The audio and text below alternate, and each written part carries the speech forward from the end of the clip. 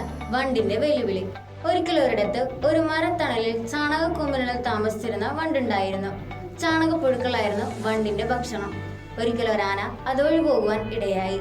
ആനയ്ക്ക് നല്ല വിശപ്പുണ്ടായിരുന്നു. ആന മരത്തിൽ നിന്നും കൊമ്പുകൾ അടർത്തിയിടുവാൻ തുടങ്ങി.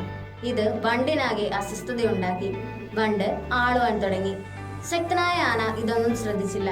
പക്ഷേ ആനയ്ക്ക് ചാണകത്തിന്റെ ദുർഗന്ധം സഹിക്കുവാനായില്ല. സ്ഥലത്തു നിന്നും പോകുവാനൊരുങ്ങിയ ആനയെ പിന്തുടർന്ന് വണ്ട് ചോദിച്ചു, ഹേ ആനെ, നീ എന്റെ മൂളൽ കേട്ട് പേടിച്ചു പോവുകയല്ലേ? ഇത് കേട്ട ആനയ്ക്ക് ദേഷ്യം വന്നു. ആന വണ്ടിന് നേരെ ഒരൊറ്റ ചീറ്റൽ. വണ്ട് പറന്ന് ദൂരത്തേക്ക് പോവുകയും ചെയ്തു. ഒന്നും അറിയാത്തതുപോലെ ആന സ്ഥലത്ത് നിന്ന് പോവുകയും ചെയ്തു. ഈ കഥയിൽ നിന്നും ലഭിക്കുന്ന ഗുണപാഠം എന്തെന്ന് വെച്ചാൽ, പ്രവർത്തിക്കുന്ന മുൻപ് ആലോചിക്കുക എന്നതാണ്.